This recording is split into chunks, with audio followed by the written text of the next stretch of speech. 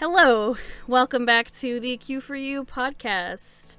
It's me, Mia, aka Mia Friend here on YouTube. One of your hosts pretty much all the time. I'm here with Chantal. Hello, your other co-host. And today we also have a special guest.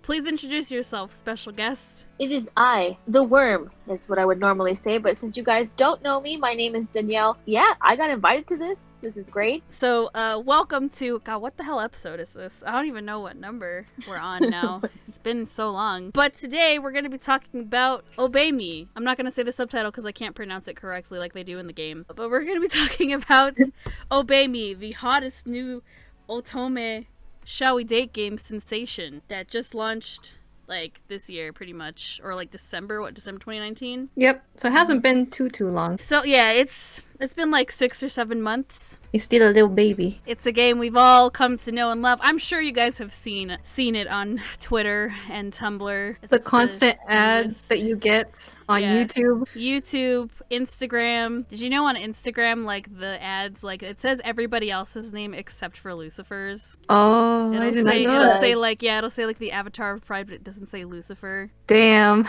Yeah, because people are like have such a stigma, I guess, with the name, and I'm like, bitch, shut up. Yeah, his name's in the Bible. Calm down, guys. Calm the fuck down. Yeah, fun fact. Can you tell who's her favorite? Just by that?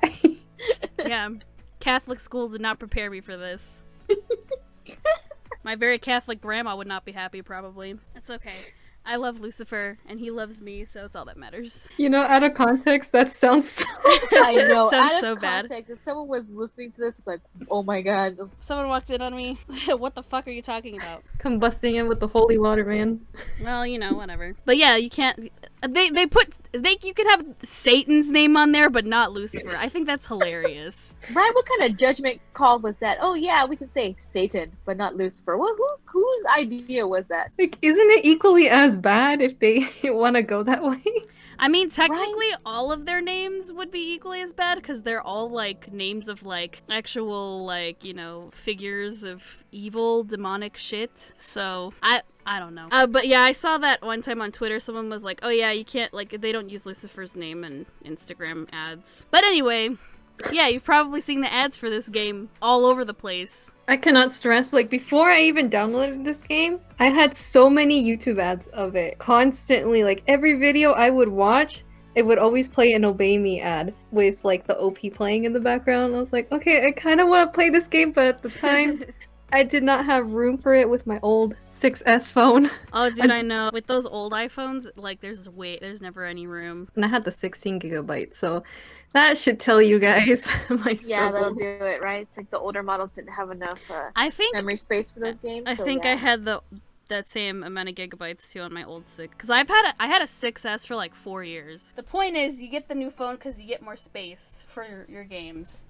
Yes, which I very happily downloaded Obey Me after Mia gave me a brief little intro. Synopsis.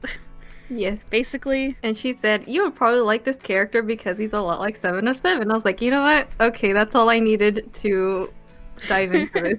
I actually got recommended this game too. It was one of the girls on Joe's server. She asked me, she's like, are there other otome games you play? And I'm like, my list is kind of limited now because you don't have to make space for my phone. And she's like, have you played this game? It's called Obey Me. And I'm like, what is it about?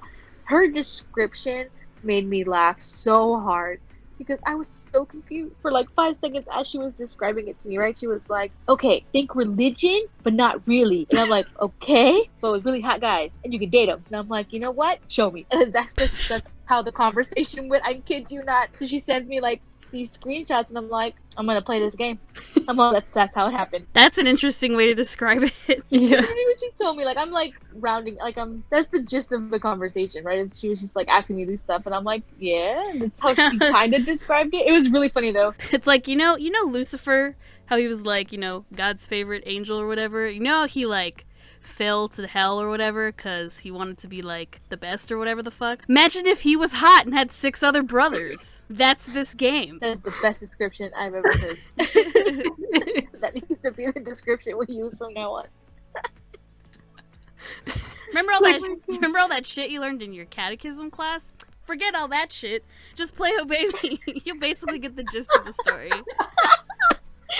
Oh my god. Oh Lord. Yes, oh Lord. Lord Diavolo, we mean. Anyway, so, no, the basic actual, like, plot or story for Obey Me is, you play as this, exchange student, human exchange student, with no he or she pronouns. They use they, them pronouns. So it's a very inclusive game. You can be anyone you want if you're, like, if you use male pronouns or female pronouns, or if you're, Non-binary? yeah, if you're non-binary, there you go, yeah. Or if you're non-binary, you know, you just kind of use whatever pronouns you want to identify yourself as. Like, this is the game for you, because the main character isn't, like, pushed as a female character. So it could be anyone. So basically, you're this human exchange student. You kind of, like, not wake up, you're just kind of, like, teleported one day to this big room full of, like, intimidating looking, like, hot guys. And you're just told, hi, welcome to the Devildom. You're a human exchange student for an entire year, and you're gonna live here. And Try not to die within the yeah, year. like, you have to basically, like, you basically just go to school, live in the House of Lamentation with the 7 demon brothers, and try not to die because you're a human. But they also have exchange students from the celestial realm, so, like, heaven, I guess. But it's called the celestial realm. And then there's another human exchange student, Solomon, but he's like a wizard, so he has, like, magical powers. He can protect himself. Yeah, and you can't. You're just a regular ass human. No special powers, no nothing. So you're kind of, like, wondering the whole time during the story, like, why am I here? Like, I'm not special. I don't really have any magical powers. I'm not, like, a magical creature or whatever. I'm just a human. But that changes quickly as the story goes on. It's pretty interesting. It's very interesting. So yeah, you're basically, like, tasked to live in the House of Lamentation with these 7 demon brothers: Lucifer, Mammon, Levi, who's 4th oldest? Is it Satan or Asmo? I think it's Asmo, right? Or is it Satan? Satan, and then Asmo, Beel, and Belfi. I always mix up Satan and Asmo in their, like, sibling order. I don't know why. I guess I feel like Asmo should go before Satan? I don't know. They all have kind of, like, different traits. They're all based off of the 7 deadly sins. Lucifer's the avatar of pride. Mammon's the avatar of greed. Levi's the avatar of envy. Satan's the avatar of wrath. Asmo's the avatar of lust, Beel's the avatar of gluttony, and Belfi's the avatar of sloth. So they have their, like, little traits that each of them have. Like, for example, Belfi's always sleeping, Beel's always hungry, shit like that. Asmo's always horny. So it's true. It is. Yeah, she's not wrong. You just kind of, like, go through the motions, and basically your goal is to make a pact with each of the demon brothers so you can kind of control all of them by the end of your year. And shenanigans ensue. But there's also a bonding system in this game. So very much like other otome games, you can raise your bond up with not all the characters, but with the 7 demon brothers. And that helps your relationship with them because they give you presents for in-game purchases, but also to, like, upgrade your cards. Because you do have battles in this game. It's one of those kinds of otome games where it's more like a gacha with otome elements. Kind of think Mr. Love, but Yeah. not really. It's like Mr. Love where you pull in a gacha and you have, like, different cards with, like, different outfits to unlock and stuff like that, but there's no dates per se like in Mr. Love. This is more just like, oh, it's just like a little story. It's called a Devilgram story. So kind of like the stories, like, in Shining Live, I guess. Like, that helps raise your bond or whatever, or your prism count in that game. But in this game, it works more like the stories raise your bonds with each character. But I like this game because you can, like, actually hold hands with them, hug them, kiss them, like, do flirty things to them. Because a lot of otome games don't really, like, give you the choice to do that, but this game does. At least the mobile games don't usually give you, like, the choice like that. Yeah, some otome games don't give you those certain options. Like, there's just, like, a set list you can do. Whereas Obey Me actually gives you the option to be like, hey, you want to hold this dude's hand? Or, like, you want to go for it and actually kiss him? Do it. Throw yourselves at them. Why not? Yeah. That's why This we're game is here. legitimately, like, Team Harem. So there's No pressure to like pick one person. Yeah, it's really great. I like that you can kind of like flirt with all of them if you want to. Like, honestly, at the end of chapter 20, I kissed all of them. What should we talk about now? I guess like the way the game works, or Yeah, let's talk about how the game works so people can know, for those who don't know. yeah, so because it's kind of complicated. I understand it's a little cluttered, the interface. It can be at times. There's a lot of things for you to do. It's very routine, like any kind of otome gacha game. Basically, you have your DDD, which is like your phone. In the story, you get a DDD. It's the way that they contact you. So you can call characters, you get text messages from them, you can add other players as friends, but it's like a little home screen, like how your phone would be. So you have like your mail, that gives you like your AP or presents, your Akazan. That's like the in-game store where you can buy stuff and spend actual money. The jobs, doing the jobs I highly recommend when you play the game because it raises your bond with the characters that do the jobs, but it also gives you prizes. Like stuff you need to upgrade your cards. And Grim is the money currency. There's like 3 different types of currency in this game. You have devil points, which is what you mostly use to pull in the gacha. You have Grim, which helps you upgrade your cards. And then you have your demon vouchers. Those are also used for your gacha pulls. So it's like the main 3 types of currency. You also have like raven feathers and stuff. Those can be exchanged for other things. You have Devilgram. That's where you find your little card stories. When you get a card in the gacha, you can unlock the Devilgram story. It's kind of like unlocking the date or the story mode in Mr. Love or in Shining Live. You have your to-do list. That's where you get your rewards. And then you have your different events going on. There's always multiple events happening in this game. Like right now, we literally just got a new one like 5 minutes ago. We have a new event every 2 weeks. It's crazy. They keep up with their shit. Like, if you think you're gonna have a little bit of a break, no. As soon as you think you have a little bit of time to breathe, next event hits you right in the face and you're like, fuck. You have your contacts, that's all your cards, and that's how you can level up your cards and your contacts. Nightmare, that's where you pull in your gacha, and the Your Tasks tab, that's for the story mode. So you do all your little battles, and your little story events. So the battles are pretty easy. They're little dance battles against other demons, and you use your different cards that you pull in your teams. You have your main demon cards, and then you have your memory cards, which are like your sub skill kind of cards. And each card has like an element, so like they're all the different like sin cards. So like you have gluttony cards, wrath cards, lust cards, stuff like that. So depending on what battle you're in, you kind of want to use like different cards. I always just use my recommended team because fuck actually building a team. Kudos to anyone who actually builds teams in any of these games. I don't have the time for that shit. I don't know about you guys, but I don't know how to work it, so I just like just do whatever you think is right.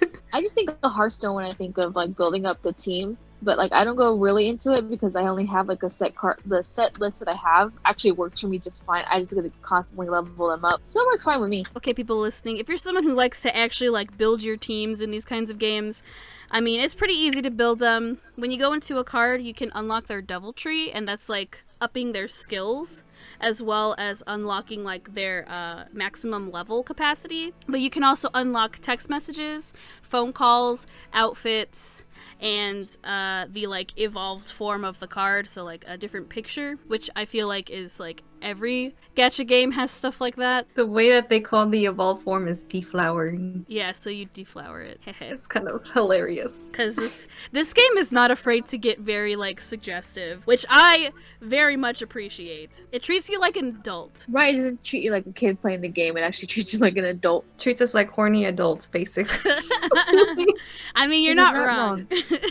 You're not wrong. So yeah, basically those are like your basic elements of the game. I really actually don't mind leveling up cards. The only problem is like getting the items you need. So in order to get the items you need, it's very similar to Mr. Love in terms of having to gather a certain amount of items, where you can only get these items from certain battle events. Or events in general, yeah, too. or just events in general. Some of these are hard to get. Like, so like think of Mr. Love, yeah, like the skulls and like some of the sunglasses. Like there are certain events that you can get those. So think of Mr. Love when it comes to like getting the items. But this game is a grind. Like, if you're thinking it's a simple one, it's not. Because, like, certain cards, like certain UR cards and SSR cards require certain items. you really gotta grind for those, and you gotta wait for certain events to grab certain items to up your skill set. Which is why they also always throw in another event between the event that you're doing, which is Levi's Otaku Camp event, which helps you get a lot of these items that you desperately need. But at the same time, you're like, fuck, what do I choose? Do I grind in the event or do I grind for items? Right, that's the choice you gotta make. I think it really depends on, as a player, like what card you really want to maximize, or what cards, or if you're trying to pull in a gacha, or you want an event UR or SSR or something like that, or a memory card, you really need to decide which is easier for you. It doesn't take me that long to get all of the items from the otaku lessons, because it's not multiple parts. Every event has multiple parts. There's always 3 parts to each big event. So you have part 1, part 2, and part 3, and it's basically pages and pages of rewards, and you just have to make sure you get a certain amount of points before you can collect all your rewards. And if you make it all the way up to part 3 in an event, you've either spent a fuck ton of devil points or you've saved a shit ton of AP. If you really want the UR in the event, you need to be willing to let go of your cash. Yeah, sacrifices must be made. You pretty much need to buy devil points for each event if you want to get the URs, unless, again, you've been saving a fuck ton of devil points and AP to go ahead and like get the one you really want. And the only way that can work is if you skip out on a good chunk of events, which is like maybe like 1 or 2 months or so, I want to say. Who knows? I don't think there's really anybody out there that saves it because... Jesus Christ, these events are like... The cards are just so pretty. They're always really, really tempting, so you kind of have to figure out, do I sacrifice this event to save, or do I go for it and get 1 card? And everybody gets a pretty decent amount of like cards each event. It's always someone different each event, and since it's a new event every 2 weeks, like you can get a lot of your favorite character if you really try and save as much as you can. Now, the only reason I got up to the level I am is because I downloaded this game 6 months ago, because I had my 6-month anniversary the other day. They call you on your 6-month anniversary and text you and stuff. It's really cute. But I downloaded the game, and then I played it for like a little bit, and then I just stopped playing. I just would log in every once in a while. And I didn't actually play until I started working from home because of quarantine and got bored. So I decided to reopen Obey Me and found out I had a fuck ton of AP. I had like, I don't even know how much AP, like over like 100,000 probably. Jeez, some man. big ass number like that. Yeah, mine was like that too. So I was able to play this game a lot, like just do all the battles and get through the story mode in a very short amount of time until it caught up with me. So yeah, that's how I kind of got to learn the story really, really fast and get through everything, because I would just continue playing, level up the cards a little bit. I had so much Grim and so much AP. I don't remember if I had a lot of devil points, but somehow I didn't really need to use them too much because I also didn't pull in the gacha or anything till just recently. So yeah, I mean, you can do that, I guess, but you'd miss out on a bunch of events and gacha. That's the one thing I really wish that they would change, is the reward system for the events. Like, I think ranking is a lot easier than having to grind all the way 3 pages worth of stuff, which you guys really don't want to know how much people have spent for like the URs. It's pretty pricey. If y'all thought Mr. Love and Shiny Live were expensive, me obey me. No, this is like, dude, I swear to God, for that Lucifer fucking UR Plus, I legit probably, like, I bought 2 of the big-ass Devil Point packs, one after another. Oh my god, no. And those are $79. I know. So it's I was gonna say, $80. those are Dude. hell of expensive. Yeah, dude, I spent like $200 Oh my god! just to get that fucking card. Mr. Love could never do that dirty to us. No. I know, right? I will never spend that much money again. If anything, this game has made me appreciate all the other gacha games that I have, and I'm just yeah. like, thank you for being so gracious. It definitely helps. Speaking of UR pluses, so Obey Me has this really cool feature they just recently added to the game, where sometimes the UR cards are called a UR plus, and that means that during battle, when you use your UR plus card, it comes with a little animation that plays during the battle when you use the skills of the UR plus. Oh, those And are they're fun to watch. Beautiful. They're really great. I started playing once they dropped the Mammon and Lucifer bunny ones, and I think I was like a day late to that because I remember there was only like 3 hours left for the Rui-chan event, and I saw the beautiful Mammon card, and I was like, that's a beautiful card, and I really hope you're not my favorite, because if you're my favorite, I'm fucked, and I'm gonna cry for the rest of my life because I didn't get you. I know, I really hope they bring those back because I didn't get the Lucifer card, and I'm so sad. Because his tail waggles in his animation. It's really cute, and you can see his butt. It's fun. It's so cute. He has a nice ass. I think the only UR plus I have is with that raining one with Lucifer. Like when you play it, it shows the animation of him in the rain, like just flicking his hair back. Ugh, Yeah, it's a pretty one, man. I love that card. Every time I use it, my heart, like, explodes. The fucking Belfie one. But stupid Belfie didn't come home. I'm still kind of pissed. Baby Boy's canceled. But I got Lucifer in, like, my second pull that I had. Nope, he didn't show up. I had to pull until I got all of the pieces of the card to just create it. Oh my gosh. So that's why. That means It's I taken pulled. forever. That means I pulled like 9 times. Jesus Christ, man. I don't even... And Well, I every mean- every pull is 270 devil points, which is Okay. less than Shining Lives. Shining Lives is 300 prisms, That's true. but it was harder to get this than Shining Live. But I appreciate that this, you can still get one of the URs because if you pull enough times, you get the pieces and you can just combine them to get the card. Whereas Yeah. Shining Live, you're fucked until they put the shit back in the game a year later. Basically, it's kind of like, well, we kind of feel bad that you spent all this money. Here you go. At least you get one card. So it's very Ugh. similar to Mr. Love in that aspect, where you can get the pieces, or like it's kind of like the shards in Mr. Love, where if you get enough shards, you can just get the card that way. Or when you do the wish tree pulls in Mr. Love, it's kind of the same thing, where if you get enough of, like right now, if you do like get enough of the dandelions or like the wedding stuff, you got enough of the bouquets, you could just redeem one of the cards that you really wanted. Except this one only gives you the option for one of the cards. So if you like the other card and that's your favorite boy, well, tough luck. You Yeah, still you're- gotta pull more. You're fucked. You just still have to pull. It's gonna get really expensive for you. I know. It sucks that, like, I really like Lucifer because he's, like, the most popular character, so he gets a lot of cards. He's glaring at Yeah. me right now. Like, I have the game open on my phone. He's, like, looking at me. He knows we're talking about him. Yeah. So, yeah, that's another element of this game is, like many of these cool gacha games, you have your main boy on your home screen, and you can change whichever boy you want it to, and you can change their outfits if you unlock them. If you have the certain card for it. Yeah, but you need a certain card. See, that's the thing about Obey Me as well. It's like, oh, you can get this, but you have to have certain cards. Like, certain Devilgram stories don't open up unless you have certain cards. You have to have like at least 3 cards to open up a Yeah, certain... that's what I noticed too. Like you have to have a certain set to unlock the rest of this, to like unlock a story, and it'll be like, oh, you don't have this card. Guess you're not reading it. And I'm like, what? Like, I want to know if it's cute or not. Right? Like I want to finish it. Like I want to know. Yeah, so it's like, well, you just kind of have to wait till you pull in gacha again to get that card if you're lucky to finish the Yeah. Devilgram story. And getting a UR in this game is kind of difficult. It's really hard because there's different kinds of cards. So Obey Me is like a motherfucker with this.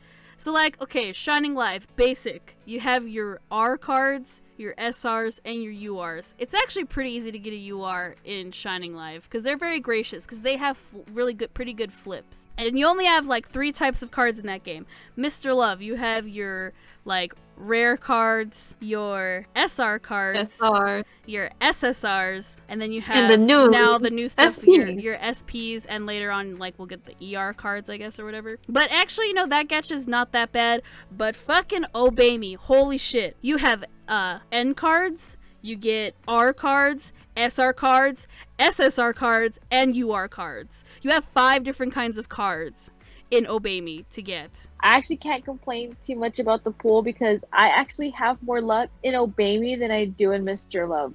Like that Mhm. that, you know, I'm not joking, that UR plus that I got with Lucifer, that was actually a free pool. Oh man, Oh my did you get that gosh. on a solo YOLO? I did. Oh They were wow. like, oh hey, this one is the free one today. You want to do it? And I'm like, all right. And all of a sudden, that really blinding one came out. I'm like, oh, who is this?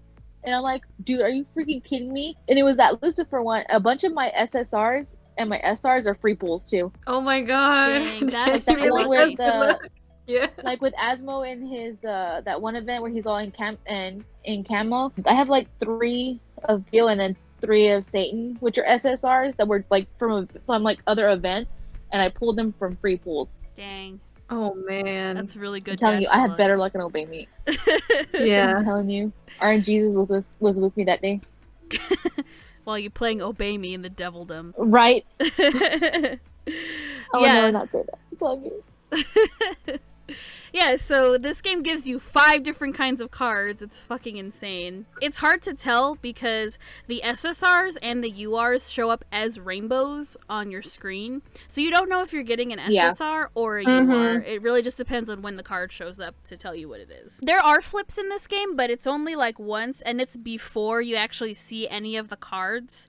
It might flip, whereas like in Shining Live, if it's a flip, it'll flip like right when you open the card. But with Obey Me, it's like if you see one of your cards kind of like have like this little like sparky kind of effect, it means it's gonna flip. Well, I haven't gotten that lucky yet. I've had that happen to me a couple times, but they've always flipped to SSRs, never to URs. So it's kind of hard to tell sometimes in this game, and you're very lucky if you get more than one rainbow. So you better hope that your favorite boy is his SSR, because you get better chances at getting that than the UR itself. Yeah, like that last Lucifer SSR, the party one, in the party gacha, I got like 3 or 4 of him. And the cool thing about this game is when you get multiple SSRs, like of the same card, or multiple of the same card in general, it automatically skills up the card for you. You don't have to combine them.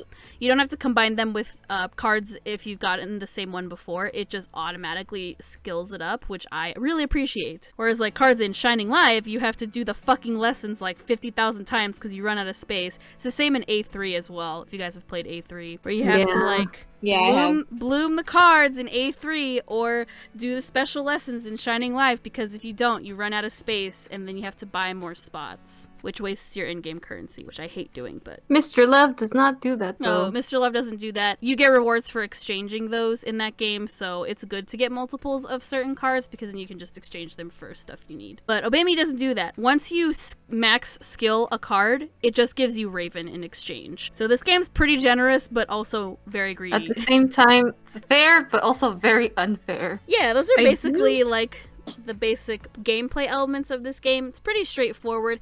Again, it's a little intimidating, I guess, when you first start playing because you have no idea what the fuck you're doing. It was pretty easy for me, I guess, because it's like, because I think you had told me that it was similar to Mr. Love, like in the game aspects. I was like, oh, okay, this is kind of, I don't know if I'm doing it right, but I think this is what it does. Yeah, if you play Mr. Love specifically, I feel like you'll do pretty well in terms of like knowing how to level, like figuring out how to level up your cards and everything. Yeah, this game isn't too complicated, honestly. Like if you've played other otome games like that require you to like level up your cards, it's a 3-point star system. It's the same thing. You're just leveling up your cards the certain way that helps you get through the mission.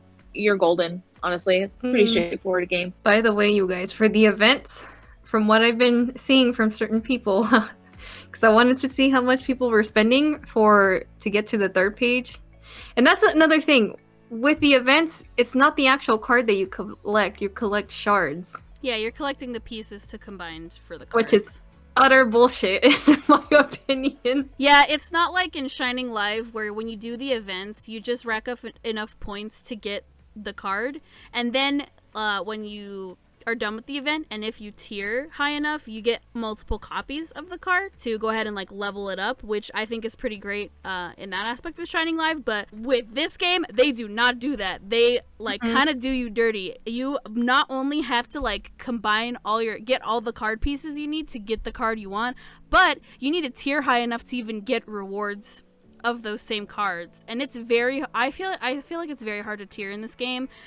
Because the tier like brackets, like the margin of like points and rank numbers is like ridiculous. Like you need to be in like the top, let me check here. If you want the maximum amount of prizes, you need to be in roughly rank 1 through 10. And if you just want the card, you have to be rank 70 to get the UR. If you just want the card and not tier, but this game is the literal definition of how bad do you want this? Basically, the rank in total to page 3 is like 260,000 points. It is ridiculous, man. Because that's a lot. because you have to wait to redo your battles. Once you finish all of the event battles, you can redo them 3 times each. But after you do that, if you want to keep doing them again, you have to either like wait for them to reload, or you spend devil points to do it. And they reload every day. You basically only are allowed to do them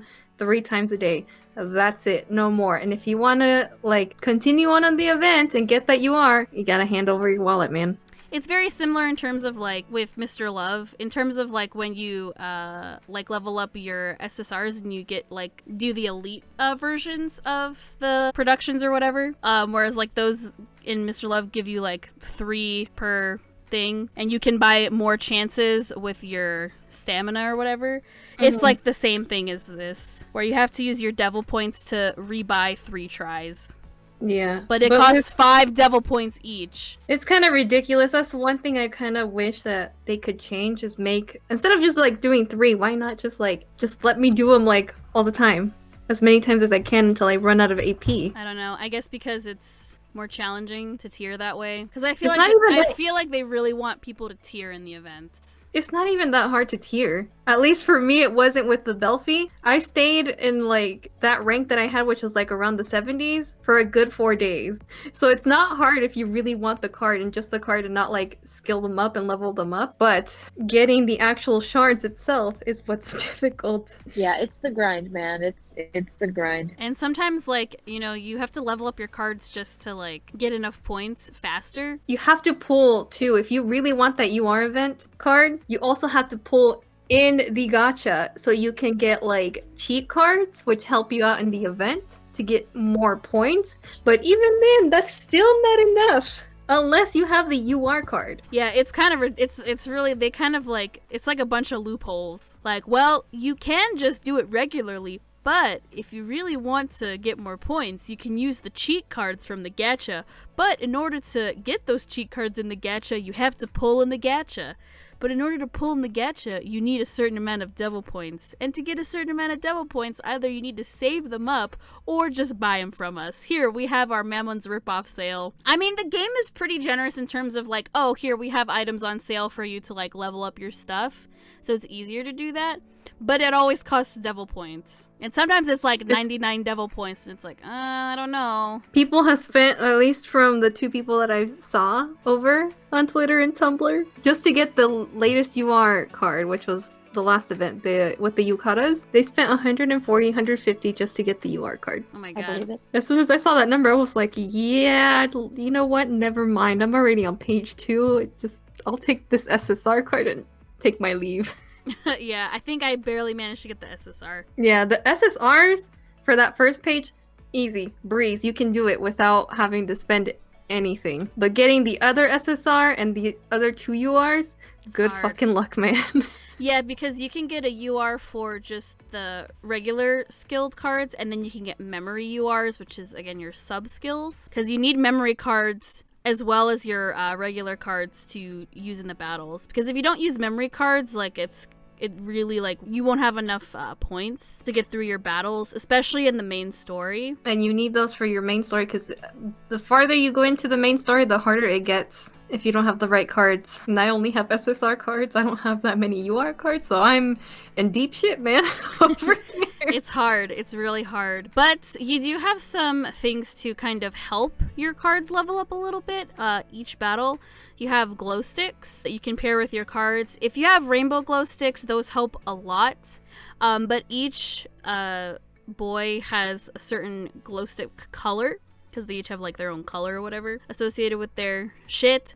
So you can use their different colored glow sticks as well. It doesn't give you as much points as the rainbow cards or rainbow ones, but they do help. Gotta get those glow sticks, but again, they cost devil points if you want to buy a certain amount. You do get them as rewards in your prizes and stuff, but it's really hard sometimes because they cost like 54 for 10 rainbow glow sticks. You use 3 glow sticks per battle. you've used 3 rainbow ones, like it kind of adds up. Yeah, because I gotten to the point where I have to use 2 glow sticks now before I could scrape by with 1. Now I gotta use 3, at least 2 rainbow ones and 1 regular one. Now with these like more recent lessons, I've had to use like 3 glow sticks. Oh my god. And I have pretty high level URs. So it's at the used. time of this recording, they're still adding on to the story because the story's not over yet in the main story. It was over, I got quote unquote over for a little while. Like, it ended at 2 months ago. Yeah, it ended at lesson 20. And it had been that way for a little while, because lesson 20 ends when your year in the Devildom ends and you go home at the end of lesson 20. It's kind of deceiving because they do show up like with the credits and make you kind of believe that, oh, okay, I'm done with the story. But like as the credits roll in, you start to see to be continued, and it basically tells you, oh, wait, it's actually not over yet. Yeah, so the actual like story isn't over. Just like this past few months, they've added 6 new bunches of lessons. So we're all the way up to lesson 26, and it's still not over yet. Yeah, lessons are So- basically like chapter stories, if you want to think of it in that way. So in the next few days from this recording, we're probably going to get lesson 27. So for right now, it's up to lesson 26. But it is a grind to get through these lessons or chapters. Well, I wanted to talk about the new thing that they had announced earlier this month in July, which are the character songs. Oh, heck yeah. Which they were hyping this up so much, and I was know, like, oh my gosh, everyone- what they give us? Everyone was like, is it an anime? Merch? What is it? Not what I expected. I was kind of hoping for an anime, but I'll take it. I mean, at least it's more media, more things to consume. I'm excited. Speaking of character songs, so Asmo's VA sings the OP. It's a great Obey OP. Me. It's a great OP. I really love watching the opening of the game. I like when you first download the game, like that's what you are greeted to. It's just it Yeah. opens like that. I think it's so cool because you're like, you know exactly what this game is gonna be like when you look at the OP. And he's done it in English if anyone wants to check that out too. Yeah, it's pretty great. And they also introduced new birthday cards. Yes, We almost forgot about that. Yeah, they started with Lucifer's card. Which everybody was pissed about, which I'm like, the cards are nice, y'all. Why y'all complaining? I mean, it only makes sense. He's the firstborn. He's the oldest. And you don't have to pay $90 freaking dollars like in Shining Live if you want your boy. No, it was very easy to get his birthday UR. They were very generous with that. Yeah, you just have to do like the little missions, and there you go. You got your SSR and your UR. So I guess we should talk about the characters now. Yes. Okay. So I guess we'll go in order. Well, first we start off with the main character, I guess. The main character is you. You can be whoever the fuck you want to be. Pretty straightforward. You are very, very nosy though. Yeah, MC And like to meddle and Yeah. The only traits they kind of give you in the game is you're very nosy. You like to meddle in everybody's business, and you kind of like don't do what you're told. which is why Lucifer like wants to like Kind beat of- our asses sometimes. Kind of murder you sometimes. It's okay. He comes around. Unlike some MCs who are like very placid, or like, you know what I mean, like they're very doormatish, you know what I mean. But this MC will be like, yeah, you're funny, no. I'm gonna do what I want. So I And- appreciate that. And like the MC can be very like witty and kind of like just kind of be really straightforward with each of the characters, because you know you have your choices of like, oh, you can kind of like play along with this character, or you can straight up tell them like, no, I don't want to have anything to do with whatever shenanigans you're getting into. I like that they give you the option to do something like silly and be like, heck yeah, let's do it, or no, fuck this. Yeah. I'd rather not. So that's MC, and you can change your name to whatever you want. So it can be your OC or your actual name. And again, they use like your name instead of pronouns most of the time. So again, it's pretty inclusive. I really enjoy that because, you know, It's pretty neat. sometimes you don't want to play as yourself. Sometimes you want to be like your OC. Maybe your OC's like non-binary, or like is, you know, maybe you're a female but your OC's like male or something. Like, I don't know. I just like that it's more inclusive. And Yeah. it's not just defaults to like a female character. Yeah, this, like we were saying before, is that this game is very good on gender neutrality, so it doesn't give you a set pronoun set, right? Or it's like, oh, she, it's like, no, oh, hey, there you are, or stuff, you know, stuff like that. So this game's very inclusive. It doesn't leave anybody out. Not that we're saying that otome games do that. It's just this one's a little bit better about leaving it very open to interpretation on who the MC is. You know what I mean? Yeah, because you can be, it's pretty ambiguous. Plus, I think that's pretty interesting because this is a shall we date game. And shall we date games, usually, most of the time, it's always just like geared towards like a female protagonist. Because I think other shall we date games, like, actually you are like a female MC. Yeah, I think this is the first Shall We Date game by Solmare that is gender neutral. So that's pretty cool, man. But I'm sure if they make an anime, they're gonna make the character female. Yeah, they might. Unless it's a show where you don't see the MC and it's more like a POV kind of thing, which would be interesting. But I feel like they would need to do it really well to pull it off, because sometimes those weird POV kind of things, I don't know, man. I don't know. If y'all have They don't seen, work out too well. You know if what I mean? y'all have seen like Pillow Boys, that shit is fucking weird. I don't know if you guys have seen that. I have not, but I've heard. It's fucking I've weird. heard. Not. It's on Crunchyroll. They're like 5-minute episodes, but it's like a POV series where like you're just like they're just talking to you. It's like a different boy every time. It's fucking weird. It's kind of like when Dora asks you a question. Yeah, it's kind of like that. Kind of, but I would hope that it wouldn't be like that if they do make an anime, or I would much rather just like have it be about the other characters, not the MC. But then but it's like, oh, Yeah. but I kind of want the romance stuff too, so I don't know.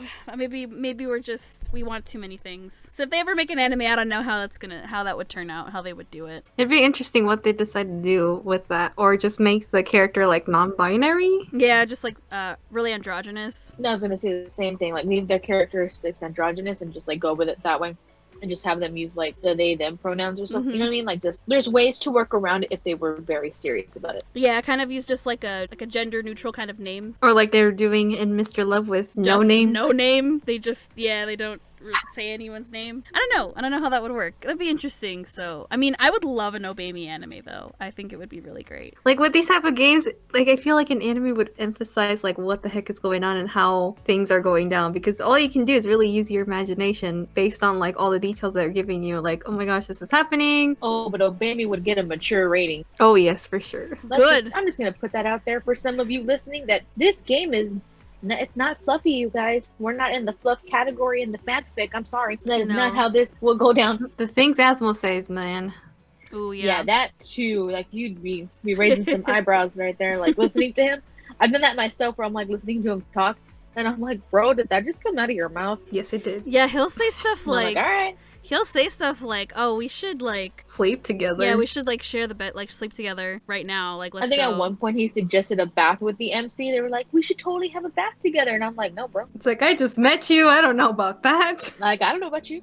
Like, I don't know you that way. So that's some of the stuff he says. Yeah. Yep. That's just keeping it slightly rated. We'll And I talk. had screenshotted like one thing that he says something about butts, and I was like, out of context, this looks bad. Spicy. What is this game rated on like the App Store? Let's look this up, because if it's rated for younger audiences, like to play, they should probably change that. It's 12 plus. Oh no. Oh no. I don't No. I don't know, Game man. changer rating, please. Yeah, some of the stuff I'm like, oh shit. Because even sometimes when you tap them, because before we get into the story and the characters real quick, one of the other elements in this game is when you beat a battle with 3 stars, you get a surprise guest. So one of the boys that you used in battle will show up and like give you a high five. It gives you like a chance to kind of tap them, touch them, give them presents. So you can collect But certain some of the things presents. that each of the characters said Yeah. is like really out there, you guys. This is not 12 plus. I'm sorry, it's not. So yeah, I don't know why this game is rated 12 plus, because yeah, they say pretty suggestive things. And the things that come out of their mouths, I'm like, I don't know if you mean this like in this way, or just really I don't know really if it's an innuendo or not.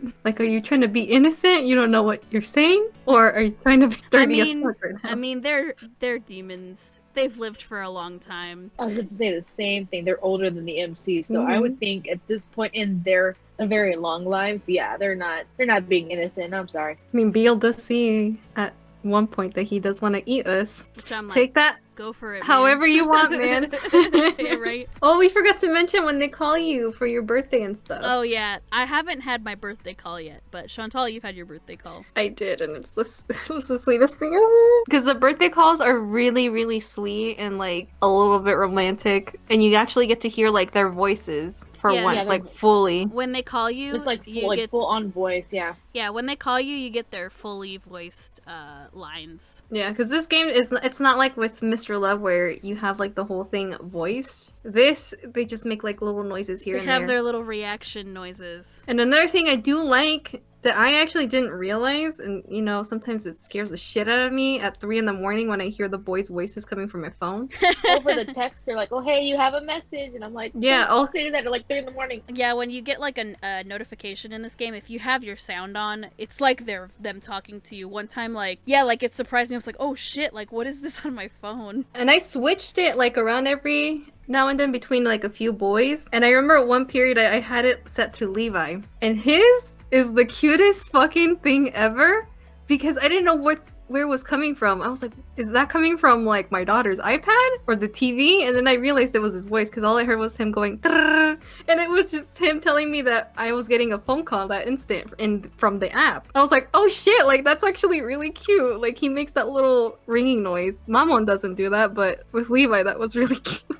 I don't know if the other boys have like little cute quirks like that. I wouldn't know. Mine stays on Mammon. Does it depend on your main boy? Yeah, it depends on your main boy who you have on your home screen. Then it's always Lucifer. He just talks. I just did it on a whim, and I didn't know that they all have like different little sayings if you have a different set boy. It was a cute little surprise though, and like I said, it makes me really curious to see like what the other boys sound like or what they do. I'm surprised it's not him going, yeah, yeah, yeah, yeah, yeah. But I think that fits well with Levi's personality, which we'll dive into that.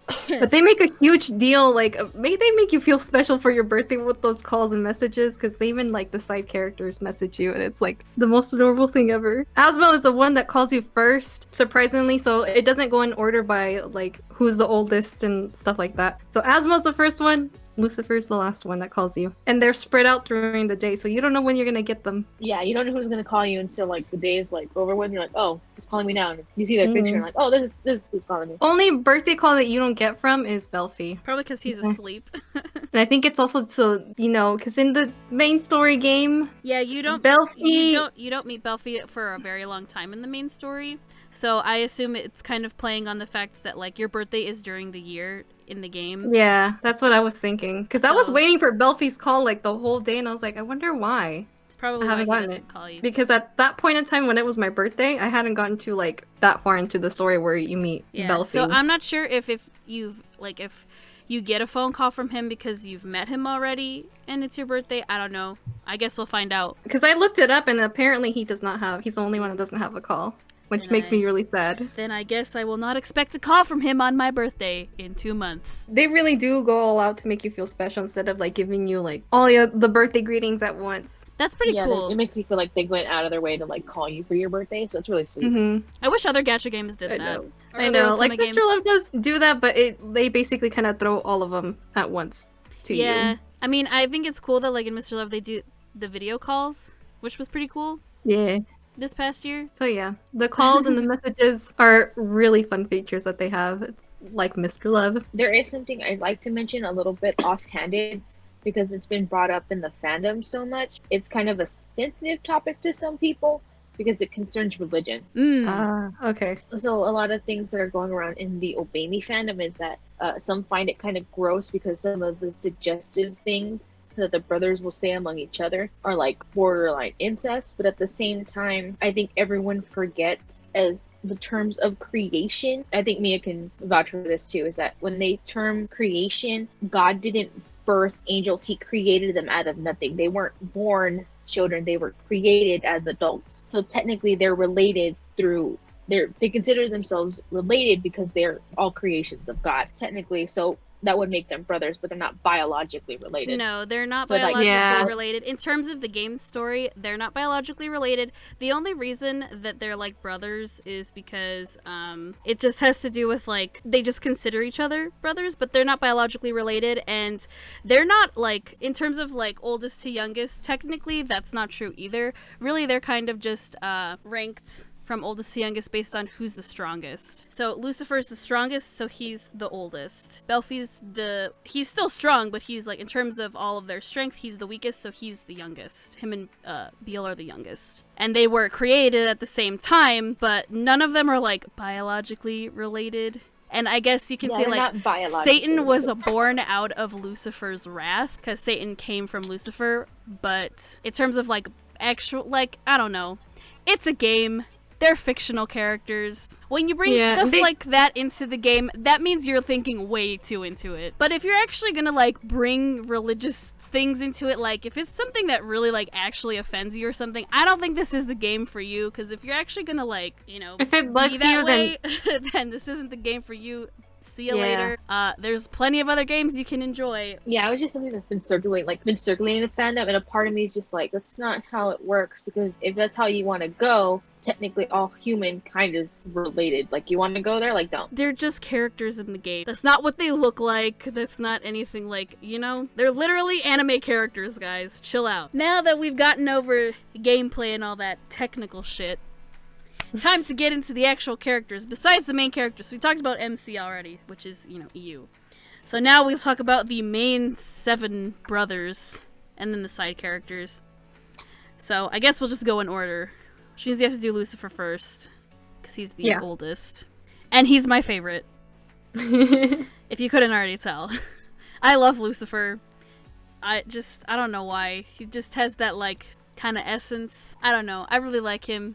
He's cool. Lucifer is the oldest. He's like the most powerful demon in Devildom. He's like Lord Diablo's right-hand man. He's like the vice president of the student council at the school. And he's like very serious, very stern. He's super no nonsense. He's very blunt. He'll just like, if he's upset, he'll pretty much let you know. He turns into his demon form a lot because he'll get mad.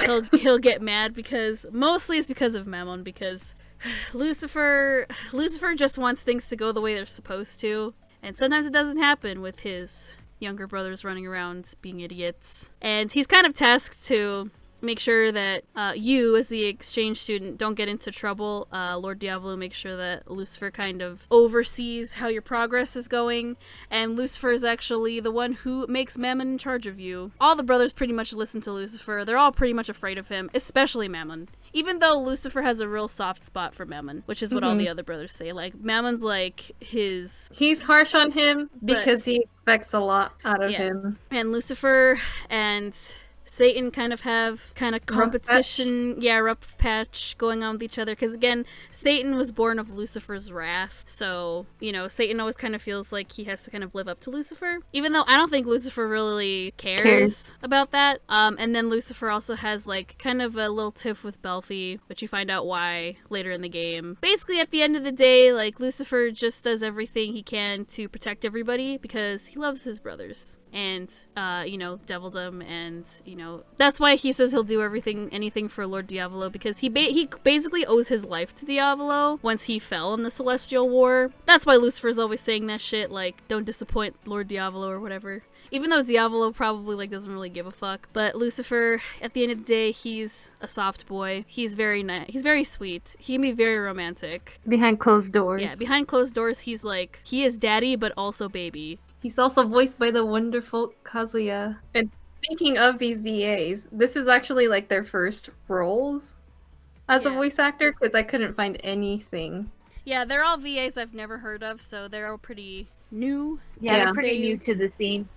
Yeah, new Seiyu. Which is why they all say that they want an anime too, just as badly as we do, because they would love to have more chances to voice their characters. Right. That's how much they love these characters, and they're like, we want to, you know, have more opportunities to voice them. So maybe one day it'll happen. Hopefully. So that's Lucifer, basically. So then next up we have Mammon. I don't know if you guys want to talk about that together, because he's both y'all's favorites, right? You guys always have, like, the same favorite characters, man. I know. I don't know what it is. Yeah. I never expected that, but here we are. Well, Mia, you and I share a favorite character. I know, I was gonna say, Zen is our favorite for Mystic Messenger, so yep. You know, I feel that. And then, well, Chantal and I, we both love Tokia from Utsupri, so we all have shared favorite characters. I actually like Tokia from Utsupri too. Oh, hell yeah! Hell yeah! This is the Tokia Stan squad. I was gonna say, because like, when I watched the anime for the first time, I was like, I love this dude so much. We need to do another Utsupri episode then. Back on track. So, here we go. Anyways, back to Mammon. So, Mammon's the second oldest. He's second in line. He's the avatar of greed. Oh, yeah, again, Lucifer's the avatar of pride. Mammon's the avatar of greed. So, he's real greedy. He likes to spend money. He likes to gamble. He's kind of Gets wild. himself into mischief all the time. And recently they did release like what his character was supposed to be like. He was supposed to be like a ladies' man, but they Ooh. changed it to, him being in trouble with the witches and getting himself into debt. Yeah, so much so that in the main story, Lucifer takes away his credit card and like freezes it. His beloved Goldie. Yeah, so that's like part of the story. You have to get the card out of the That's fridge. part of like the first half of the story. Like we're describing Mammon, but don't think he's like some sleazeball. He's actually really sweet. So he's very sweet. I really like him too. He's a sweet boy. He doesn't like to admit his feelings, and He's a it total bites him He's a total tsundere. in the ass. Yep, it always bites him in the ass because he's like, I don't want to dance with you. And then someone's like, okay, if you don't want to dance with her, I'll take her. And Mamon's like, wait, no, stop. I didn't mean it. That's basically Mamon in a nutshell. Yeah, exactly. That's him in a nutshell, right? He's not very open with his feelings. He does get into a lot of trouble as the avatar of greed, but he be a little dumb sometimes. He too, is pretty dumb, and it's just like, Mamon, please don't do that. And he's like, why not? What could go wrong? I can think of a few things that could go wrong right now. He's also a model. He is. He is. So I don't know why he doesn't just like do more modeling gigs to get more money. So that's Mammon's character. He's always getting into trouble, pretty much always kind of like trying to drag you along. But when you're alone with Mammon, he can be really, really sweet, and he's always kind of telling you like, well, I guess I have fun being around you, whatever. Just take my hand so you don't get lost, kind of stuff. After Mammon, we have the third brother, Leviathan, or Levi for short. He's the avatar of envy. So he a jelly boy, and he's a huge weeb. A very huge weeb that everybody can relate to. Yeah, it's like, Yeah. if you want to like be best friends with someone in this game, I say you should be best friends with Levi, because if you like to watch anime and play video games and read manga and all that weeb shit like we do, he's like your bestest friend. Don't mess with this weeb shit either. Oh yeah, don't fuck with his weeb shit. Unless you want to die, then in that case. But no, don't mess with the weeds shit. I'm telling you, it's the number one way to go. And he's pretty smart. Like he's played tons of video games. He's watched a lot of anime to the point where he can recall the really long titled anime that, like, there's always that one really guy. ridiculous There's sounding. always that one guy who can remember these stupid fucking titles. It's like, oh my god, like some of these titles, man, it's like that could probably actually exist. Right? Yeah. But he's obsessed with this series called Seven Lords. I mean, they're all kind of obsessed with it, but Levi's obsessed with it the most. It's kind of like, I don't know, they're Harry Potter, I guess, kind of shit. Kind of, yeah. But basically all these characters in this story are based off of them, and the main character, Henry, is based off of the MC, because the main character in that series is a human. But Levi's like super obsessed with it to the point where he knows like literally everything, can quote the whole book, all the movies and shit. To the point where like that's like his password to get into his room. So like you have to remember exactly what it is, otherwise like he gets mad at you for not remembering. He's ridiculous when it comes. Like, if we all thought we were super weaves, Levi takes the cake. And he's obsessed with this character called Ruri-chan. She's like his waifu, basically. His room is weird. Yeah, his room is fucking weird. He sleeps in a bathtub. Which is like, how? Why? Baby boy, please no. Well, that's actually, so funny enough, it's actually based on mythology. The Leviathan is said to be a sea creature. Yeah. He can control the sea creatures too. Yeah, he has a goldfish named Henry. He loves Henry. I mean, then again, he does name every pet that he owns Henry. Yeah, because of TSL. I think that's Henry II, right? Yeah. And his goldfish is Henry II. Yeah. Yeah, Henry the First is his pet snake, who you meet in the story because he's turned into a giant fucking snake and he almost fucking eats you. But Levi, he's cute. He's kind of weird. He's always kind of like really self-deprecating. All the time. Where he's like, oh, you must think I'm so gross. Oh, no one would love an otaku like me.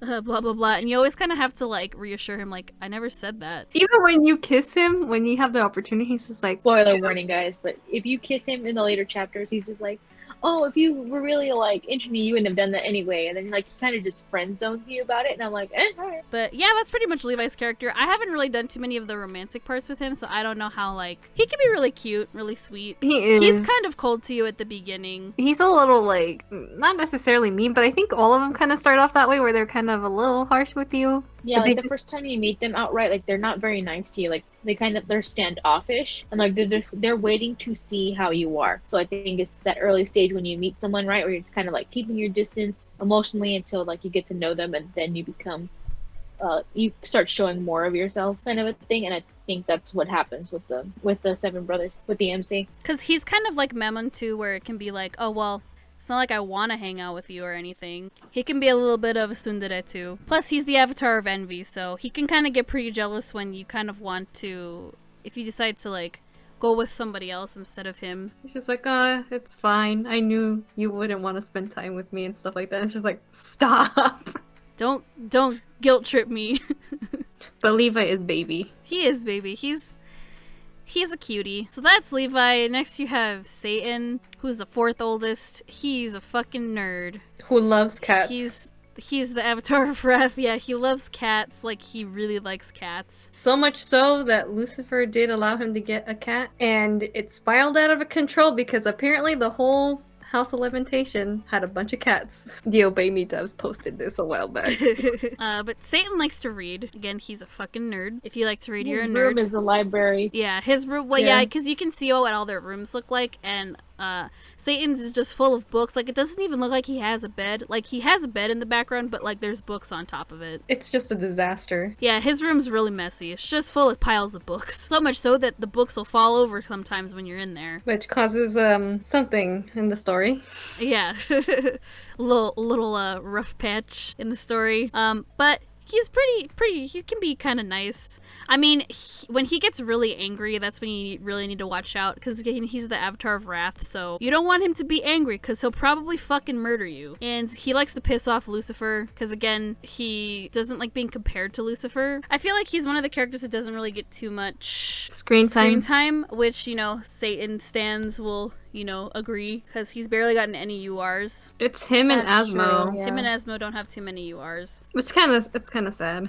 I feel like Well, they funny need among the fandom though, he's actually Satan's actually very popular. I think he was like ranked 5 at one point. Yeah, he's got his fans. It's just, I don't know. I feel like they need to kind of flesh his characterization out a little bit. So like, not to be spoilery, but so I wouldn't say his character isn't entirely fleshed out. We just don't get to see his later development after certain events, because like going back to him being birthed of the wrath of Lucifer, the attitude that he has to Lucifer is like a child would like be constantly compared to their parent or their sibling. Like, they hate it. Satan doesn't know how to handle the rage that he feels, so he lashes out at the person that he feels is responsible, like a child. So he thinks it's Lucifer. Therefore, he directs his anger to Lucifer at anything that he does. So he will go in and out of his way to tear it down. We see his development, and he becomes like a better person after the whole events happen in the game, but we don't really get to see more of that development afterwards. So I think it'd be good for the devs to just kind of like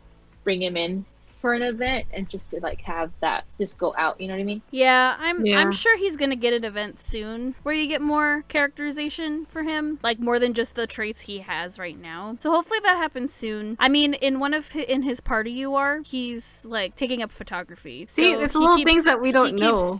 He keeps taking pictures of you, like, because he asks you like to model for him. So that's Satan. It sounds kind of weird saying that because it's like, oh, Satan, you know? But anyways, moving on, we have the next brother, which is Asmo, or Asmodeus. He's the avatar of lust, so he's horny all the time. All the time, but he's every day. he's your standard Bishonen, so he's extremely pretty. And he knows that he's pretty. And he kind of brags about it all the time, like, I know I look so good, right? He's pretty narcissistic. He I was is. gonna say, yeah, he's like very narcissistic to the point where you want to smack him in the face.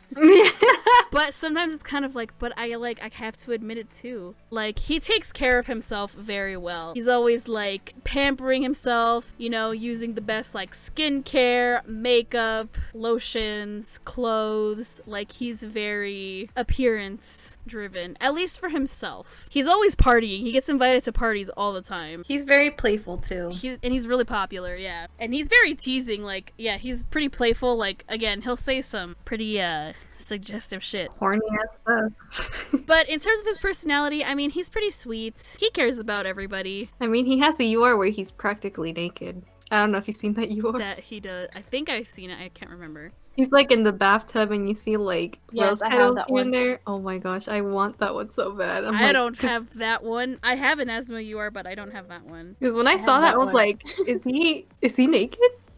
That one was also a free pull. Oh my Oh my gosh. I I'm mean, not even. I'm not kidding when I say that the Gacha Gods and RNGesus are like in my side when it comes to Obey Me. I like pull the cards like at random for like the free pulls, and they'll just like come home. I love Asmo. He's another character again that doesn't get too much like main screen time, I guess, in the game. Which I wish he In terms of the did. 'cause brothers. He a good boy. Yeah, they're all good boys. And I like his voice. I like his little like He has like the most adorable voice ever. Yeah.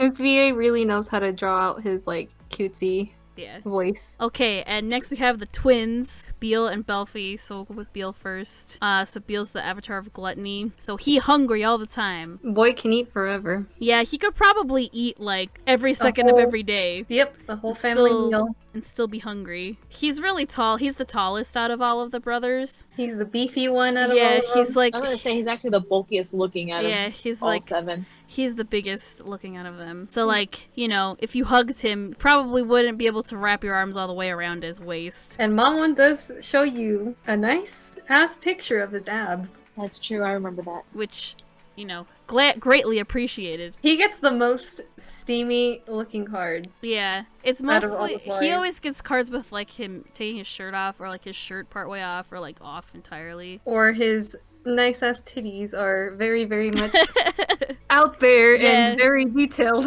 Yeah, he got some nice titties. Well, he plays this sport. It's like similar to like American football. It's basically football, whatever. He's like a football player, so he's like really big and shit. He's a very sweet boy. He is. He cares about Belfie a lot. He cares about everybody that he loves. Yeah, especially you as the MC. I like his in Belfie's room. I think it's really cool. Yeah, it's like polar opposites basically. Yeah. Yeah, they split the room between the two of them. And there's a part in the main story where you have to sleep in Beal's room because your room gets destroyed, Which is really cute. Yeah, because you hold his hand. Because he has a nightmare. Yeah, so to help him go to sleep. This boy is like the softest boy you'll ever meet out of all the boys. He really is.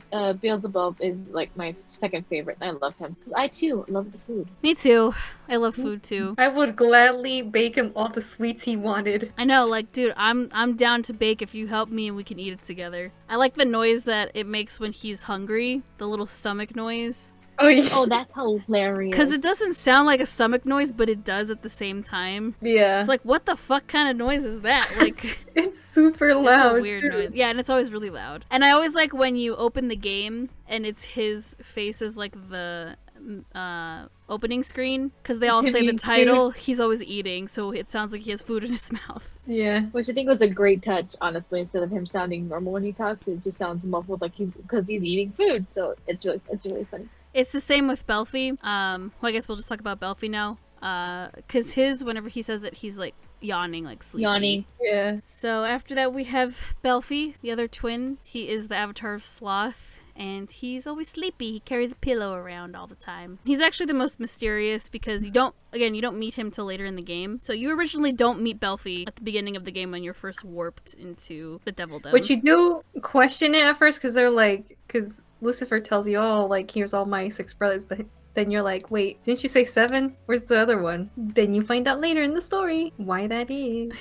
But Belfie, he's very sweet. He can be kind of like a jerk though sometimes. Like he can just be kind of like, eh. Yeah, he's kind of like meh about like a lot of stuff. Doesn't like to show that he cares, but he really, really does care behind closed doors. He's a really, really big ol' softie. Well, I think it's something to note that when the game devs so we as players really don't see it, but if a lot of you are like in the mythology like I am, you notice the details that each character gets from like certain branches of mythology that matches their character. So like Belfie being the avatar of Sloth, that's not like we say, oh, he's the sleepy one, but in reality, like it's not all that he does, because there's more to his powers. Like every single one of them, they have a set list of powers associated with their sin that they're the avatar of. So it's like what we're seeing, like what we're describing to you is like the basic part of who they are, but unless you play the game and get to know these characters individually, you won't know that. So it's like something to keep an eye out, like even their, like from their character designs, from their demon forms, even the color scheme. It is set to certain forms of mythology, and you gotta really pay attention. That's just me though, because like I noticed a whole bunch of stuff playing this game. Like when I got invited to do this episode, I went back through all the lessons just to like nitpick and like look at each and every one of these characters, kind of get a gist of who they are as people, and as like and get a kind of like a set list of what their powers are. So I went through like a whole bunch of the mythology I read, and like I even went through like my copy of Dante's Inferno just to like pick at everything. So like don't take what we're saying at face value. Like there's so much more to this game, and the devs knew exactly what they were doing when they were designing them. Like, so don't let us fool you. Yeah, that's for sure. The devs did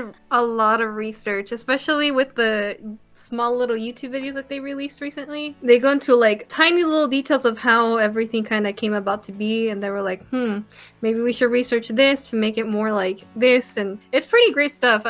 There's a lot of information thrown at you, so if you guys want to like see those, they're up on the Shall Me Date YouTube channel, which is basically just all Obey Me stuff. It's really cool. Yeah, someone kind of did a Twitter post where they kind of delved into like the background of like, oh, this is who these like the names come from and their role in different mythologies and tales and stuff like that.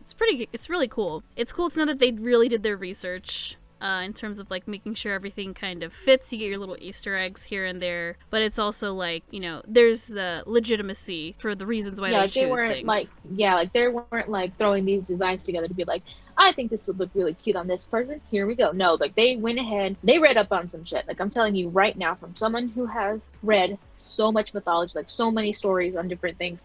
Trust me when I say they did the research. So that's the Demon Brothers. We'll go through the other side characters real quick. We have Solomon, who's the other human exchange student. Again, I mentioned earlier, he's like a wizard, warlock kind of guy, so he has magical powers. He actually has like a pact with Asmo. Yeah, like straight out of the bat, Solomon is the first one to like mention, oh yeah, I have a pact with Asmodeus, and I'm like, when did that happen? Apparently he has pacts with a whole bunch of other demons too. Yeah, he has pacts with several demons.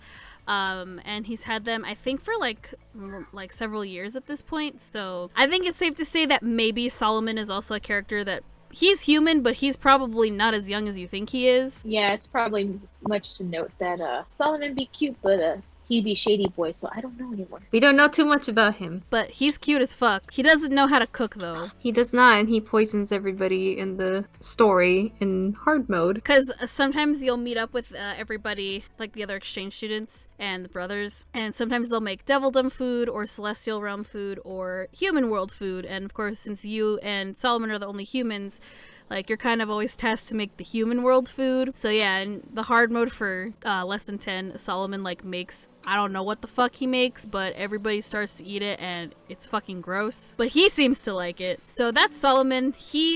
He lives in Purgatory Hall, which is where the Celestial Exchange students live. So he lives with them. And so his housemates are Luke, who looks like a 10-year-old child, but he is not. That's the only one they confirmed the age, so he is a 10-year-old child. Oh, is he a 10-year-old child? Okay. He is. Yeah. So he's like a very he's a very new angel. He's actually literally a child. He has baby hands. Basically, Luke is like, he's like a bright-eyed and bushy-tailed kind of character. He's very innocent. He doesn't like being in the Devildom, but he does kind of enjoy aspects of it. He just doesn't want to admit it. He's like your kid brother. Yeah. He's like on that trip, right? Where yeah. He's like, I don't want to be here. And then after a while, he's like, you know, this is kind of fun. And then when he has to leave, it's like, I don't want to go. I'm going to miss everything. And like, yeah, you weren't saying that in the beginning of the trip. Yeah, Luke, he doesn't trust people in the Devildom, especially because he's like the Archangel Michael's like apprentice. So he's like, he very much like loves Michael. He'll do anything for him. So he's very much like, well, I don't want to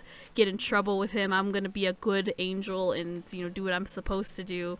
And I'm not going to trust any demons here. So sometimes I'm like, I don't even know why you came. But he likes to bake celestial sweets. And like him and Beale kind of become friends like during the story. Yeah, which is really sweet, right? On that note though, unlike Solomon, Luke can actually bake, and his sweets are quite literally divine, so it works out for Beale, who loves food. So, but Luke's also really fucking annoying because he's like a 10-year-old child. Yeah, he's 10 and he doesn't really get the idea of like, okay, so to put it in a nutshell, Luke is that little kid who gets told, hey, we got to get along with these people, okay? Because that's the right thing to do. And he's going to be like, no, they're bad people. This is what we've been told our entire lives, this, that, and the other. He's that kid. So he's still very young and he's still learning the way of the world. So he's going to come off as very annoying and he's just like yapping in your ear about it, about why this is a bad idea to hang out with the Demon Brothers. But overall, like deep down, he's a good kid. He just needs to be taught better. Yeah, I don't particularly care for him because he's just an annoying child. Sometimes I'm just like, oh, shut up. That's why they call him a chihuahua, because Yeah, he they call won't him a stop chihuahua. yapping. He doesn't stop yapping. And he doesn't like being called a chihuahua, but that's what he is. There is some times where Simeon has to like cover his ears.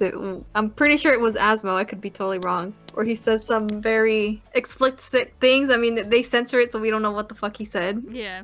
Oh, like And- during the part of the story, right? Okay, so spoiler warning in effect right now.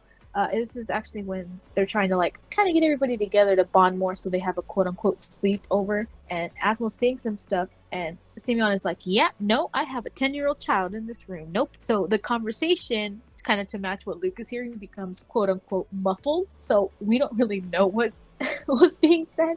It's just we can assume some stuff from that conversation, though, that it was just not suitable for young ears. Yeah, and that brings us to Simeon. Everyone is just a simp for Simeon, I feel like. He's a pretty boy. He's super pretty. He's really gorgeous looking. I will give him that. He's got nice shoulders. He's also like one of the like right-hand men to like the like archangels and shit. But he was actually like pretty good friends with Lucifer when Lucifer was still an angel. So Simeon has like a lot of stories that he can tell you about Lucifer, and Lucifer's always like, no, don't talk about that. But Simeon's always talking about how Lucifer used to be when he was an angel. Yeah. And how beautiful he was. I mean, Lucifer's still beautiful, but Because he mentions like things here and there when they used to be in the celestial realm. yeah. But Simeon's pretty nice. He's very pretty to look at. He's got a nice darker kind of skin tone. He's the definition of tall, dark, and handsome, because he really has like a mocha skin color, I want to say. Yeah. But like his eyes are what set it off, like the green, I think. They're a dark color, I know that much, but it looks amazing on him, and he's just really pretty to look at. But he's always kind of like inviting you over to the to Purgatory Hall to kind of hang out. He invites you to, you know, in the future you should come visit the Celestial Realm. You know, we'll have fun and you can stay with us, and it'll be a lot of, you know, good times. I always kind of like when him and Lucifer are together, because Lucifer's always just like, I really don't want to talk about this. But Simeon's always like, oh, come on, Lucifer. He's actually, I think Simeon's like one of the only ones that calls him Lucy. If you ended up paying for that one card where they're together eating popcorn and I have watching that a card. movie, I heard it was very, very cute because they basically talk about like old times and how they used to sleep under a tree together Oh. when they were kids. And I'm like, that's freaking adorable. I feel like it's one of those things where it's like, yeah, they used to be really good friends and now it's just kind of like awkward. At least for Lucifer, because I feel like he's kind of like, well, now I'm kind of indebted to the devildom, so I don't know. I guess Lucifer just kind of feels like all that stuff brought up, it's like, no, that's not me anymore. I liked that in the Cinderella event, he was the prince. But they don't let you go with him. No. What kind of fuckery was that? Yeah, it was more just like, no, we want you to stay with us instead. And Simeon's just like, okay. Bye. Yeah, okay, It's like, no, okay, come bye. back. Come back. God damn it. They baited us real hard there. Yeah. It was really cute, though. It was. Let's see. Next up, we have Barbatos. He's like Lord Diablo's butler. We can't say too much. Can't say too much about him because it's going to spoil part of the story. But he's basically a butler. Yeah, Takes he's care of- basically Lord Diablo's manservant. Like he takes care of everything, like as far as like arrangements for Lord Diablo, like stuff that happens, like certain events that Diablo wants to do. He's like, I will take care of this, and he does what he does best and handles that shit. So that's basically who Barbados is. Like, just picture Cogsworth, and he like, so you know how Cogsworth was the head of the household in Beauty and the Beast? That's what Barbados is. Yeah. So, like Basically. yeah, it's basically what it is. Just think of Cogsworth, but not as wound up. Think really chill. So that's basically that's who Barbados is. Nice nice I pun didn't say there. the joke. And of course, we have Demon Lord himself, my other daddy, Lord Diavolo. Who everybody agrees he has the biggest titties of them all. Oh yeah. Hell yeah, Yes, man. he does. I want to lie my head on his chest so bad. He's so pretty too. He is gorgeous. He's got like gold eyes, this like bronzed skin. I was gonna say, yeah, he has like a bronze copper kind of color skin tone. That's great. He's And gorgeous. he has a really, I love his laugh. He's a sweet baby boy. He's extremely sweet. So he's like next in line to rule the Devildom because his father's like the king. So Diablo's actually like the prince of the Devildom. So he's next in line, but he's also kind of carefree. He doesn't really care about that shit. He can get serious when it needs to be, but he's more like carefree. Like overall, he has a very laid back personality. He like just wants to hang out and have fun. Yeah, he just wants to like experience what it's like to have like how do I word this right? So he kind of just wants to experience, you know, like day-to-day life. Like he wants to know how the MC is doing. He wants to be a part of all of that. I think to Lord Diablo, that's his way to learn to interact with other people, because I feel like he's having to kind of learn to run a kingdom and all that stuff. So he's trying to better himself, but at the same time, he can be very serious. On the other hand, the majority of the time when as the main character is around Lord Diablo, like he's really chill. Like he is like the chillest person you're gonna meet. Definitely. Yeah, like he, in terms of like biggest characters, like in terms of like size, oh, he's bigger than Beal in terms of like how tall and how like massive he is. Like again, he probably has he got the biggest titties. I would very much like to climb him like a tree. I mean, I don't, you know. I don't think any of the fandom would disagree. Yep. Yeah, they would disagree with you. But he's actually the one who came up with the idea for the exchange program, because he wants all three realms to like live in peace and harmony, especially because he's the next in line. And you know, Devildom, demons and stuff, you know, they got a bad rep. You know, they're always like the bad guys. But really, you know, everyone's pretty nice and chill. He kind of wants to like have peace and harmony between everyone, make sure that, you know, things are cool. That's why he invites, you know, celestial exchange students and human exchange students to, you know, kind of like ambassadors of their realms. Yeah, exactly. Like He he wants wants to- them to like broker the peace, like as part, like Yeah. a kind of like a test to see if they can, to make if sure, peace you can know, be they brokered. to see if they have like, you know, okay, well, come and live with us, we'll show you a good time, and that way, you know, you can always report back to, you know, your place of residence and let them know, hey, you know what, Devildom's not that bad, it's pretty great, everyone was really nice to me, very accommodating, again, very hospitable. He just wants everything to be chill because, you know, like, he was, you know, they were all there during the Celestial War, so they all kind of, like, understand how fucking crazy that shit went. And, you know, he kind of wants to heal the old wounds between everybody going on. And that's, you know, that's a pretty big part of the story. But other than that, is there anything else you guys want to say before we close this out? I think that's it. We just gotta do the questions now. It's question time. Question time. Let's go with our recent one. Does your favorite Obey Me character, if you have one, correlate with your usual preference of otome or any anime guy, or perhaps make you realize any other preference you have? I.e., for me, Beal fitting with a hungry himbo archetype was a type I never realized I fancied. Thank you for the question. The answer is no. Like, it has no correlation because, like, as far as like any otome guys, my range varies very dramatically depending on the game. So, like I told you, like my favorite for this one is Mammon, but in Mystic Messenger it's Zen, and then in Mr. Love it's Gavin. Like they're all three different types of people, like so they're not gonna be the same person. Like they're different types of personalities, so no, it has no correlation for me. I feel like I tend to like characters who are like Lucifer, because I like Tokia, duh. They're pretty similar in personality. Very serious, very straightforward. But I also, like, kind of deviate from that kind of favorite character, because, again, my favorite character in Mr. Messenger is Zen. He's more like the romantic kind of type. Like, in Mr. Love, Kira's my favorite, but he's also, like, really romantic, too. But he's more like a fun, idle character, and so, like, you know, Zen's kind of like that also. Even if they're not, like, exactly the same kind of characters, they share similar, like, traits or occupations, or like they're really romantic because I really like romantic shit. So for me, like I'm not surprised that Lucifer is my favorite because I do tend to like characters who are like that. But if he was more like a Zen or like a Kiro, I probably would have liked him as well. It really just depends. For me, I'd say yeah, because before I didn't think I really had a type until like, you know, when we were doing all those posts of like, oh, post your top 4 favorite characters to see like what your preference is. And I did it, and that's when I realized, oh shit, I actually do have a preference. Which is technically 2 preferences. I can either like the very calm, collected, quiet ones, or the loud and very chaotic ones. And recently, once I started finishing the main story in A3, especially with the Winter Troop, I was like, yep, I definitely have 2 different types. Yeah, you like Well, because you like Homare, which I did not expect. Yep, and he's all. like the loud, chaotic one. He's and fucking then crazy. I love Sumugi, which is like the very calm, collected, has his shit together boy. Yeah, I guess, I don't know. I feel like it just depends. All right, moving on to the next two and final questions, which is favorite Doublegam story. One that I don't have, for me, it would be the Rainy Belfie one. I'm gonna be predictable, and I'm gonna say Lucifer's birthday Devilgram story was really good. Both his Devilgram stories for his birthday cards were really nice, because they're like a continuation of each other. Because in his SSR, you buy a necklace with him, like that's his present, and then in the UR story, that's when you give it to him. Oh, and then the ones that I do have that I absolutely love. Again, from two of my favorites.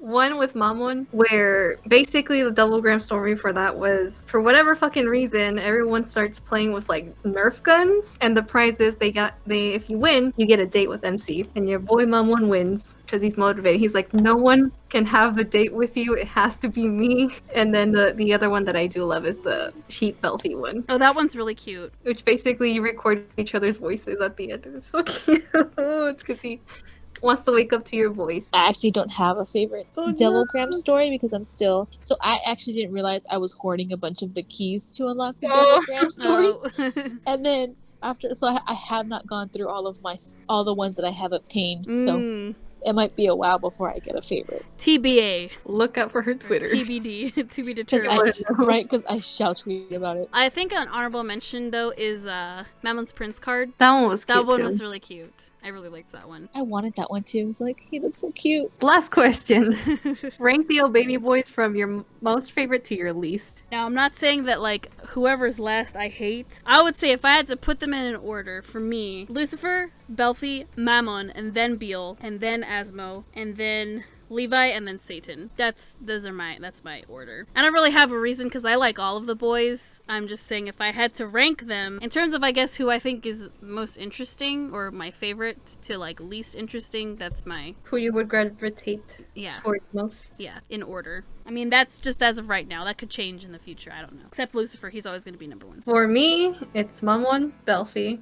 And again, those two always switch. So one day it could be Belfie as number one. The next day it could be Mammon as number one. So those two tend to switch. But as Mammon likes to say, he's my first. He will always be my first, no matter what. And then my third one would definitely be Beal, because how could you not love this boy? And he's got like beautiful man titties. Then it would be Levi, Asmo, then Lucifer, and then last would be Satan. Damn, we're really doing Satan dirty. I know, it's just, I don't know. For me, it's Mammon, Beal. I actually do like Satan, since I kind of can relate to him, since if I could sleep in a library, I would. That would be nice to be nice and quiet. Yeah. Exactly. Levy, Belfie, and the last one would be Asmo. And no, I'm missing one. Technically, Lucifer should be like, I think he's like 3. He's my third, technically. Technically my third favorite, with Satan after him. And then Belfie and Asmo are my least 2 favorites, so. That's only one. So in my defense, Belfie tried to murder me, and I'm still not over that. I'm sorry. Like, it sounds so petty when you think about it, but I'm not. Unlike the MC, I can't get over it that quickly. I'm sorry. Like, you just straight up murdered me, and all of a sudden you're trying to be cool. Like, no, I can't do it, bro. Can't do it. Maybe later down the line, right? But right now, no. And then Asmo, I don't know how to word it without sounding like a jerk. Is he too horny for you? Technically, no. I just don't like his attitude overall, like in a situation. So, like, unlike Zen, where even though he was kind of up on himself, he knew when to take things seriously, and he knew when he was in the wrong. Asmo doesn't do that. That's very true. That's like, probably because, you know, at first I thought maybe Asmo would probably be one of more my favorites, but because he's like kind of like Zen. Yeah, no, I totally know where you're coming from. I don't dig dudes like that, so that's why he's my least favorite. And that concludes our questions, basically. Hooray, thank you guys for sending in questions. Yes, thank you. Much appreciated. I think it's time to end it because we have definitely gone long enough. Pretty long. Can you tell we really like this game? We're very passionate about this game. I know, we went in deep in some places too. Yeah. Like, oh. I did not expect we explained how the game works and everything, so... Yeah, we talked about the gameplay a lot. But I think that's pretty helpful. It is. So... Yeah, it'll help a lot of new players should they ever listen to this and be like, oh, this is how it works. Like, yeah. I can tell once we do Mr. Love, this is probably... Oh, Jesus. It's gonna be as long as this too, probably. So next month, we've decided to revisit a previous episode. But now it's a continuation because last time we only talked about seasons 1 and 2 of Miraculous. But now, season 3 has been fully released on Netflix for God knows how long. And God knows how long it's going to take till we get season 4 because of fucking Corona. We're going to be talking about season 3 of Miraculous for next month. So, you know, get your fucking puns ready, my guys. We're going to dive back into that shit. But now we can go more in depth because we're only talking about one whole season. And a lot of shit went down in season 3. Oh, yeah, it did. But anyway, we're going to discuss that next month. So, you know, head on over to Netflix and watch season 3 of Miraculous. So, yeah, that's what we're going to be talking about next month. Pretty excited, man. A revisit episode. Continuation. So, anyway, thanks for joining us once again in our podcast episode. Thank you for joining us, Dani. It's great to have you. Thank you for inviting me over. This is actually really fun. I'm glad you enjoyed it. Glad. So, again, thank you guys so much for watching. All our links are in the description. You can check out all our previous episodes on our channel and be on the lookout for our next episode sometime next month. Thanks for listening once again, and we'll see you guys in the next video. Bye! Bye. Bye.